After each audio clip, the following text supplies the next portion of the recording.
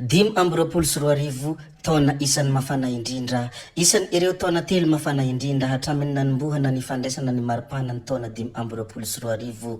Hatramin'ny volana Aogositra dia efa raiky faingo 2 degré Celsius ambony ny salanisan'ny hafanana taorian'ny dirany izao tontolo izao tamin'ny fotoana industrialy ny maripana maneran-tany.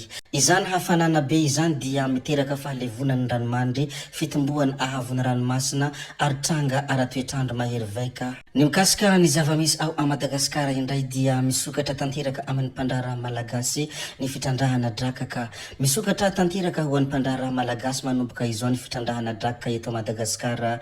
Nolazain'ny ministry ny Jony sy ny toe-karena mangatra ny kity izany fa tsy handeferana kosa ireo rehetra manao kolikoly ary ho diovina tanteraka ny eo amin'ny ity seha-piarana ity ary miverina amin'ny ara-dalàna daholo ny rehetra. Ny 12 Desambra 2024 avy izao ny fisokafan'ny taom-panjonoana drakaka manerana ny nosy ary tsy ny drakaka irery ihany hoy izy fa na ny makamba sy ireo hafa dia ho sokafana amin'ny rehetra avokoa. Ny sekrenina ansirana na kosa dia ny tale general no efa niala saingy mbola misy firongony mila esorina ka mbola tsy vita ny tolona hoy ireo mpiasa izay nanohy ny fihetsiketsehana ny androany izay mitanterahan'izy ireo tany antoerana.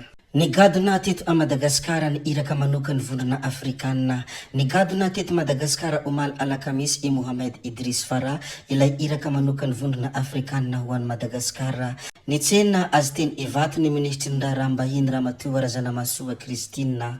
Ny vondrona Afrikanina izay tsy ahivina fa efa namoaka sazy ho an'ny Madagasikara tamin'ny 15 Oktobra ka nampiaty ny firenena malagasy tao anatin' io vondrona io. Hanampy amin'ny fampiresahany samy malagasy izay hiverenana amin'ny lalam-panorenana moa ny tena antondiany araka ny fanambarana izay efa nataon'ny vondrona Afrikanina tamin'ity herinandro ity.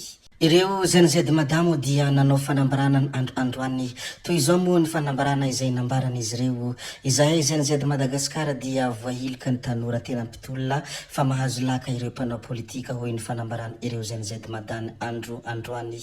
Ny ministry ny fanajariana ny tany Andriamatoa General Lelson René de Roland mo dia nilazany hoe homena hipetrahany ireo mpianatra ny Tranimora eny Tsarasotra. Homena hipetrahany ireo mpianatra izay manomana master ny Tranimora eny Tsarasotra araka ny nambaran'ny ministry ny fanajariana ny tany Andriamatoa General Lelson René de Roland. Nidina teny antoerana ny jery ny fotodrafitrasa izy ary teny ihany koa ny filoham-panjakana Colonel Mikael Randrianirina. No hamafisin'ny ministra ihany koa fa tsy azo atao ny mamakitra tany eny amin'ny lalana Tsarasotra. Naharavo sy nahafaly ny maro moa io fanapahan-kevitra io indrindra ireo mpianatra ny aminy hoe omena hipetrahany ireo mpianatra ny Tranimora eny Tsarasotra ho an'ireo mpianatra izay manomana master. Fa ny zavanisy tao Ambatondrazaka kosa dia mitaky ny tsy hangalany tiako ho fantany intsony ireo fokon'olona ao Ambatondrazaka. Nobahana ny fokon'olona tany Antsangasanga distrikany Ambatondrazaka ny RN 44 ny andro omaly.